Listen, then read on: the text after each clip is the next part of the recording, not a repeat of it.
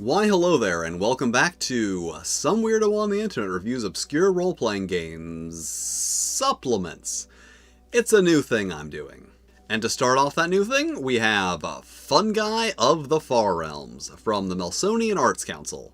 Now, from the title, you might assume this is just a collection of fantasy fungi, and that is exactly what this is. I was actually sent this copy, and am incredibly thankful for that, because this is something that would have never been on my radar, and I am so glad now that I know it exists and have it. So let's take a look at this book. And here is the thing, Fungi of the Far Realms.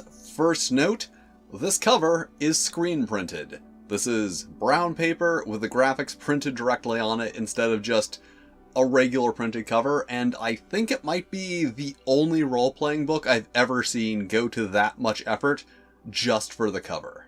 Inside, we have a short introduction, followed by all of the mushrooms. So many fungi. Everything from normal mushrooms like this Big Thomas, all the way to very weird ones like this hyper mushroom, which is a purely hypothetical mushroom that exists in higher spatial dimensions. Each fungus has an illustration, a listed habitat, description, and various notes, a flavor and mouthfeel, and an aroma, as well as a 3-digit code up here so that you can randomly generate a random fungus. So let's take our D6 and 3, 6, 4. Forgot to mention, that means there are 6 times 6 times 6 different fungi in this book, plus an additional 4 because I guess that wasn't enough for them, so 220 total fungi. Then we'll open the book and go to 3, 6, 4. And we have this leper oak, which lives in oak trees, although similar crust fungi grow in many trees, is a whitish, blotchy crust that forms on living bark, renders lumber unusable, and infected trees are aggressively removed from the population by most woodsmen. Traditionally, the infected oak was believed to be responsible for its own sad fate. Its flavor is indistinct but with a vague nutty finish, and it has an aroma of almonds.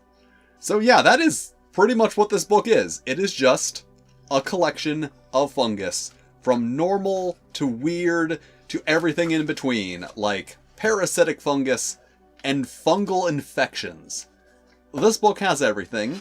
It is completely system agnostic, so you can use all these fungi in whatever game you are playing. And yeah, here at the back, we have an appendix that gives some more information on some of the specific fungi, including a table for randomly determining which animal spirit guides will appear after consuming a specific hallucinogenic mushroom. And of course, if you take other hallucinogenic mushrooms, another appendix on poisons, including a big table of various hallucinations. And then also, let's see, section on fungal infections and a little bit on fungiculture. So pretty much this book here has got you covered for fantasy fungi. It's the only fantasy fungi book you would ever need. I mean, you probably wouldn't need a fantasy fungi book, but if you did, this thing right here. And that was Fungi of the Far Realms, a book that has no business being as good as it is. This is what happens when you have a weird idea and just give it 100%. I literally have nothing bad to say about this book. It is an absurdly specific topic for a book, and something that you would never need. That's what makes it fun. It's a collection of fantasy fungi.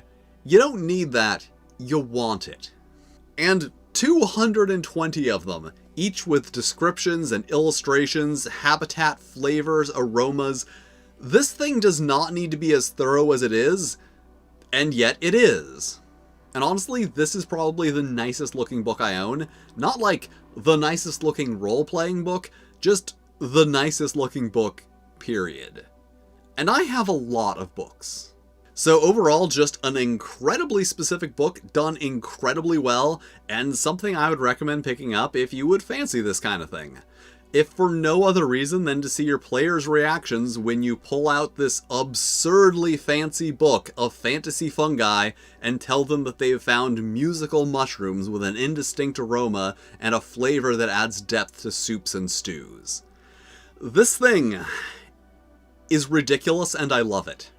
Alright, thank you for watching. If you enjoyed this video, make sure to hit all of the lovely buttons, like, subscribe, etc. And if there's anything you think I should check out, let me know about it in the comments. I'm doing supplements now. I mean, I prefer weird ones, so, you know, let me know about the weird ones. And I will see you next time.